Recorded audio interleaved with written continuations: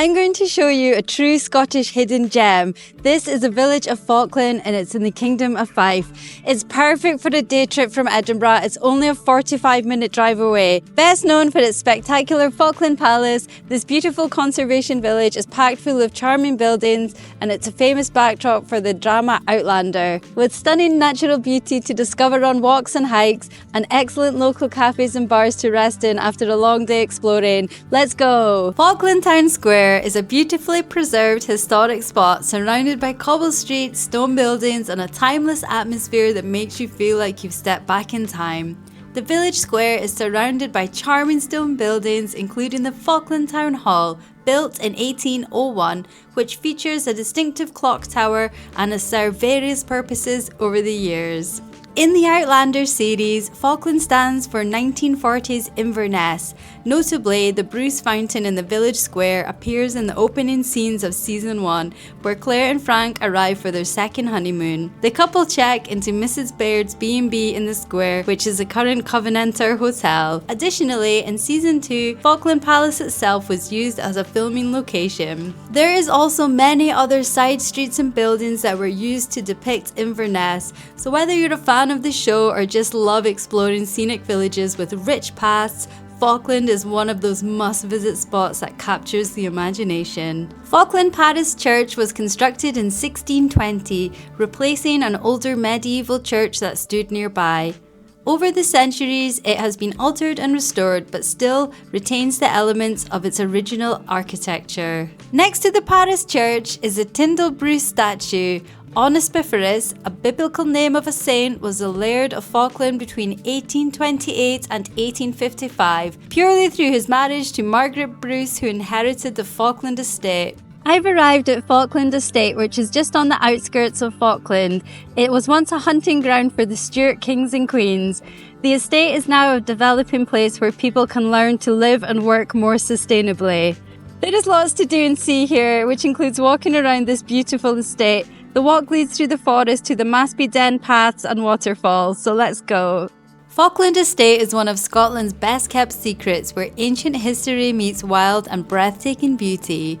The estate spans thousands of acres and is known for its natural beauty, woodlands, historic buildings and connection to the Scottish royalty. The Maspy Den paths were laid out as a showpiece of the Falkland Estate in the 19th century. Restored today, they provide excellent walks with fascinating features. The den can be visited as a shorter walk from the estate car park. The walk takes you through a lovely mature forest, and if you want it all to yourself, I recommend that you come around 9 AM when only the dog walkers are around, as it tends to get quite busy after that. The path leads you through a beautiful stone-built tunnel. It twists and turns, but there should be enough light to get you through without the need to use your phone. The path leads over a quaint old stone bridge and several wooden footpaths. You will then arrive at a beautiful waterfall, perfect for a little rest, even if just to cool off by dipping your toes in. You then continue up the glen, eventually reaching a larger waterfall.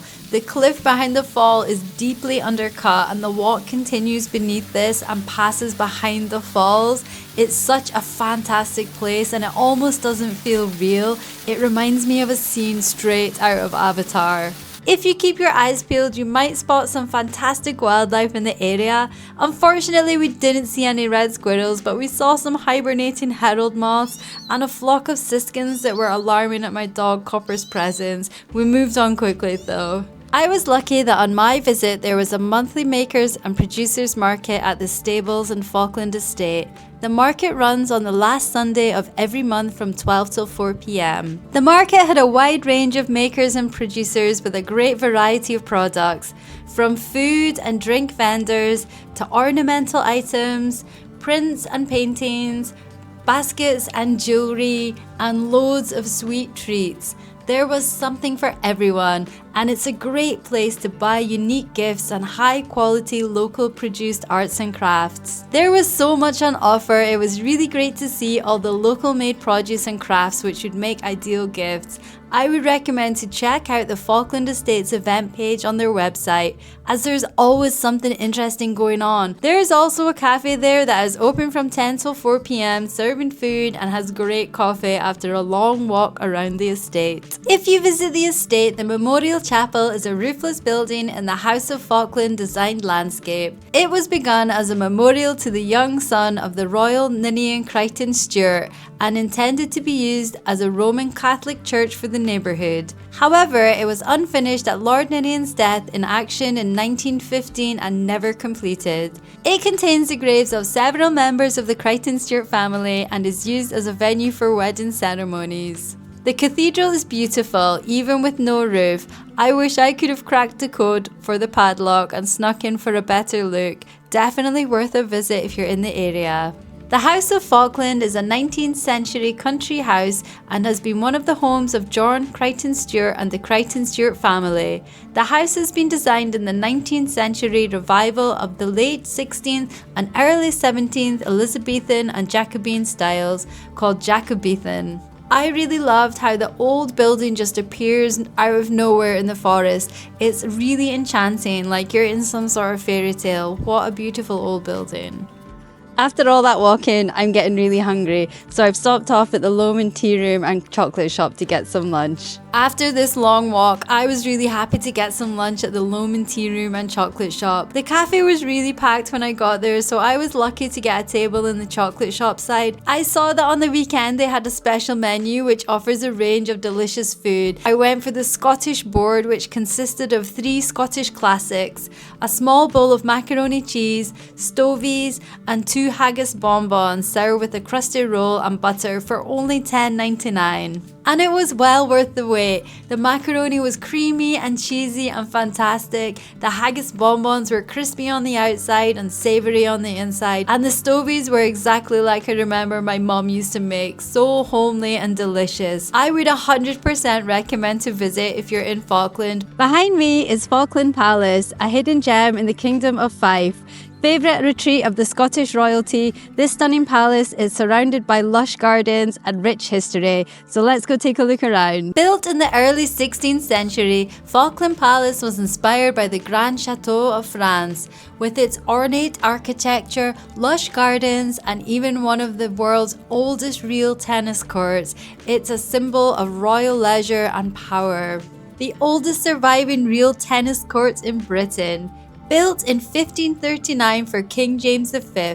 This isn't the kind of tennis that you will see at Wimbledon. Real tennis is the original centuries-old version of the game, played with stone walls, sloping roofs, and a complex set of rules that royal players loved. King James was so obsessed he had his court specifically built to fuel his passion. Amazingly, the court is still used today by enthusiasts of the historic sport, keeping the living tradition alive on royal ground. The palace gardens are a true hidden treasure. Designed to reflect both Renaissance elegance and natural Scottish beauty, the gardens are filled with neatly clipped hedges, vibrant flower borders, and shady tree-lined paths that invite you to slow down and explore. Originally laid out in the 1600s and lovingly restored in the 20th century, these gardens were once the private playground of kings and queens, a place for reflection, recreation, and royal leisure. Today, visitors can stroll through the herb garden, rich with medicinal and culinary plants, or relax by the orchard. The gardens were stunning, even at the start of spring where they weren't just showing their full potential as it would be in summer.